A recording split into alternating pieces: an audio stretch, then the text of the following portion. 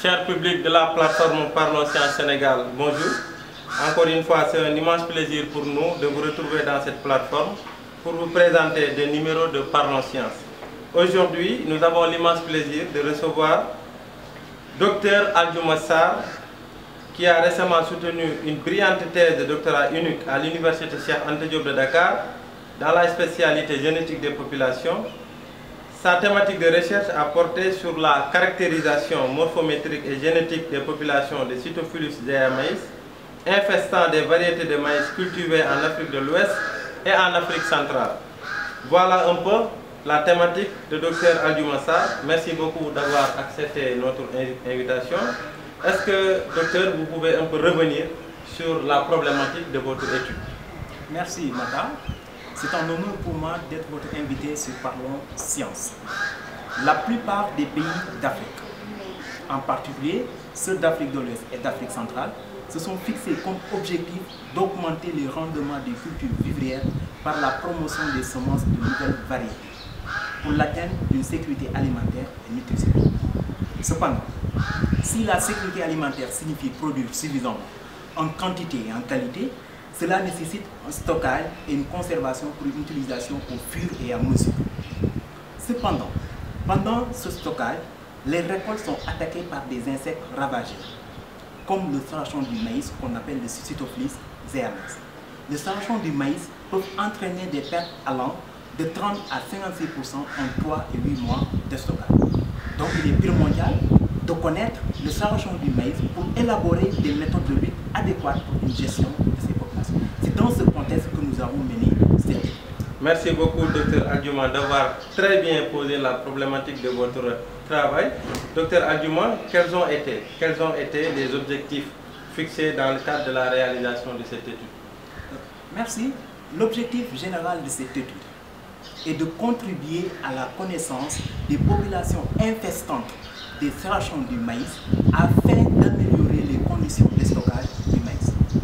Pour atteindre cet objectif général, deux objectifs spécifiques ont été fixés, à savoir identifier des groupes morphométriques de Cytophilus zea maïs en Afrique de l'Ouest et en Afrique centrale, déterminer la diversité et la structuration génétique de Cytophilus zea maïs dans ces zones d'études. Excellent. Les objectifs étaient vraiment clairs.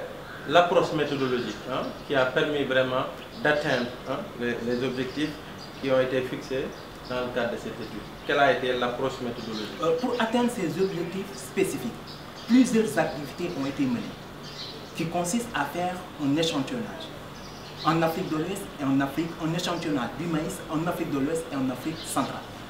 Après échantillonnage, un élevage de masse a été effectué, un élevage de masse des insectes émergents du maïs a été effectué. Les pays au sein desquels il y a eu émergence ont été retenus comptant pour cette étude. Il s'agit de 6 pays d'Afrique de l'Ouest: le Sénégal, le Mali, la Guinée, la Côte d'Ivoire, le Ghana, pour ne citer que cela, et de 2 pays d'Afrique centrale, le Cameroun, la Centrafrique. Excellent. Ça, c'est la première étape un peu dans votre approche méthodologique. Après avoir élevé, en tout cas réalisé cet élevage de masse, quelle a été l'étape suivante? Après échantillonnage, nous avons procédé à une étude morphométrique en choisissant uniquement que des mâles. Et dans chaque pays, 30 individus mâles ont été choisis. Et pourquoi nous avons choisi uniquement que des mâles? Du fait que les femelles peuvent être gravides et pouvant ainsi biaiser les résultats. Et pour chaque mâle choisi a été disséqué en séparant les différents fragments, à savoir la tête, le thorax et l'abdomen. Et pour chaque mâle disséqué, 16 variables ont été choisies.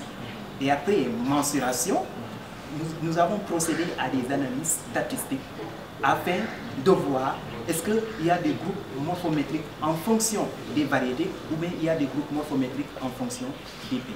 Merci beaucoup, Aldiouma Sarr. Cette méthodologie si rigoureuse que vous aviez mise en place pour mener cette étude, j'imagine qu'elle a permis d'obtenir des résultats. Quels ont été les principaux résultats qui sont sortis de votre étude? À l'issue de cette activité, nous avons pu observer qu'il y a des groupes morphométriques. Et ces groupes morphométriques existants ne sont ni liés à la distance géographique entre pays, ni aux conditions climatiques entre ces pays, mais plutôt à la composition organoleptique des différentes variétés de maïs. Absolument. Donc ça veut dire que la composition organoleptique des différentes variétés de maïs influe un peu sur la morphologie, on va dire, de l'insecte que vous avez étudié. Alors ça c'est un résultat qui est intéressant. Est-ce que vous avez obtenu d'autres résultats? Évidemment, après cette activité, nous avons mené d'autres activités qui consistent à faire une caractérisation génétique de Cytophilus zeae-maïs. Pourquoi nous avons fait cette caractérisation génétique? C'était pour voir, est-ce que les groupes morphométriques observés, on peut les voir au niveau moléculaire. Ou bien autrement dit, est-ce que tout simplement les différences morphométriques observées sont décelables au niveau moléculaire?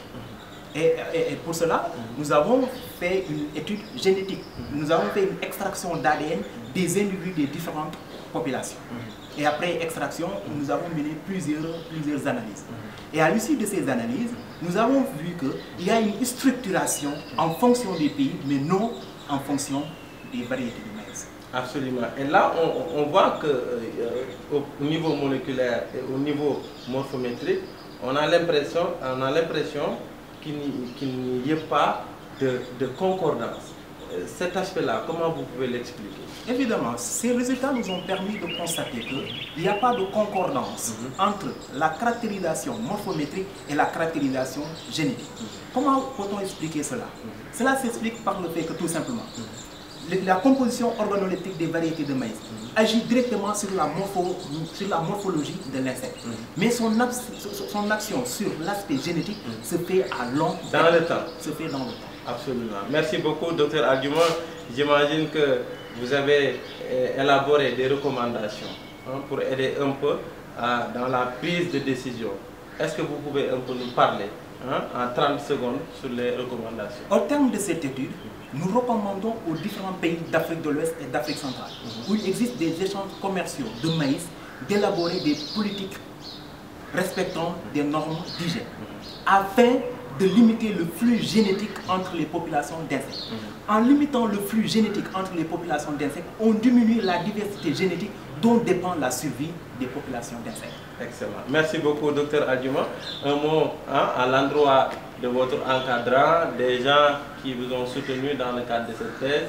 Donc, un dernier mot, Argument, rapidement. Merci. Là, je commencerai par mon professeur encadreur, le professeur Mbake Senden, qui est le directeur de l'école doctorale, qui est aussi mon directeur de thèse.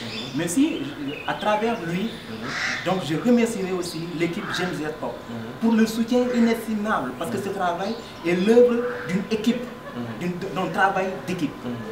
Donc là, je remercie l'équipe James J.Cobb pour le soutien inestimable à la réalisation de cette thèse. Vos familles?